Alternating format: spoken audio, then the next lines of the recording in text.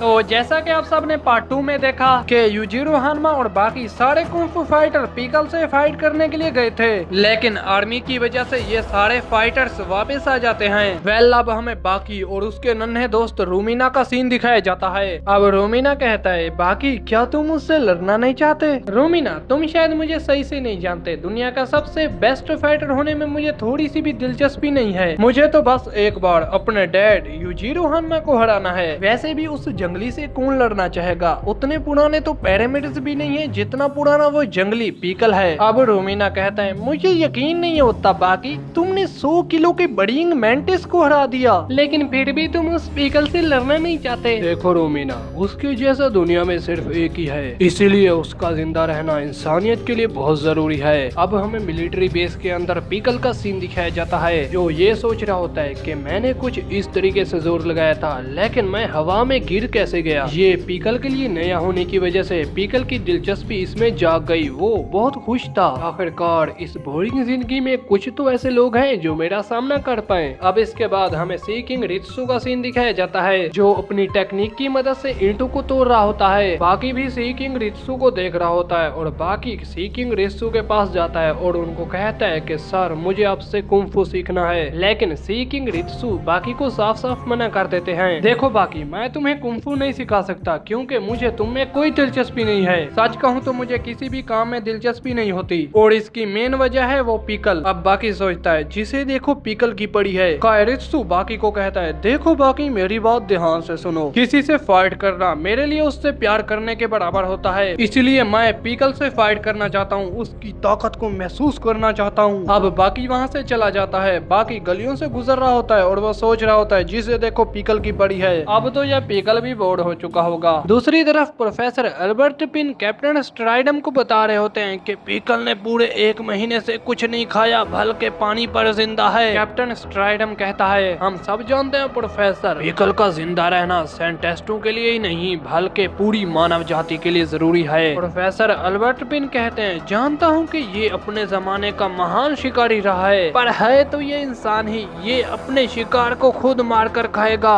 मित्सुनारी Tokugawa कहते हैं, फिर तो बड़ा मजा आएगा। प्रोफेसर अल्बर्ट पेन कहते हैं कि पर सवाल यह है कि इस पीकल से फाइट करेगा कौन? हमने बुल, भालू, यहाँ तक कि शेर को भी यहाँ पर लाकर खड़ा कर दिया, लेकिन वो सारे जानवर इसको देखते ही रह गए और यहाँ से भाग गए। शेर तो ऐसे भाग रहा था जैसे कुत्ता भाग रहा हो। इसका मतलब ये पीकल बिना लड़े ही हर लड़ाई जीत जाता है। प्रोफेसर कहते हैं, हाँ, पर अब हम इसके सामने जो जानवर लाएंगे उससे ये फाइट करेगा ही करेगा। तोकुगावा कहते हैं, हाँ, पर इसमें खर्च बहुत ज्यादा है और उस जानवर की प्रजाति भी खत्म होने को है। प्रोफेसर अल्बर्ट पिन कहते हैं, फिलहाल उस जानवर से पीकल का जिंदा रहना बहुत जरूरी है, इसीलिए वो पीकल से लड़ने के लिए उस साइबेरियन टाइगर को लेकर आते हैं और उसे 5 दिन तक भूखा भी रखते हैं, जिससे भूख की वजह से साइबेरियन टाइगर पीकल पर अटैक कर देता है और पीकल भी बहुत ज्यादा खुश हो जाता है। अब पीकल साइबेरियन टाइगर को एक ही झटके में खत्म कर देता है और उसका मीट खाने लग जाता है। पीकल और साइबेरियन टाइगर की फाइट को न्यूज में दिखाया जा रहा होता है। न्यूज रिपोर्टर कहता है, साइबेरियन टाइगर खत्म होने की दादाद पर हैं, पर ये उस पीकल को खिला रहे हैं। देखते हैं मशहूर साइंटिस्ट प्रोफेसर अल्बर्ट पेन का इस बारे में क्या कहना है। देखिए, पीकल ने पूरे 1 महीने से कुछ नहीं खाया था। पीकल का जिंदा रहना किसी चमत्कार से कम नहीं है और अगर मुझे 500 साइबेरियन टाइगर को भी पीकल को खिलाना पड़ा तो मैं खिलाऊंगा। पीकल का जिंदा रहना पूरी मानव जाति के लिए जरूरी है और अगर जानवर की प्रजाति खत्म हो भी जाती है तो इससे कोई फर्क नहीं पड़ेगा। प्रोफेसर का ये जवाब सुनकर कई सारी ऑर्गेनाइजेशन सड़कों पर उनका विरोध करने के लिए निकल आती हैं। कायोरित्सु भी टीवी पर इस न्यूज को देख रहा होता है, इसीलिए वो तोकुगावा से मिलने के लिए चला जाता है। तोकुगावा कहता है,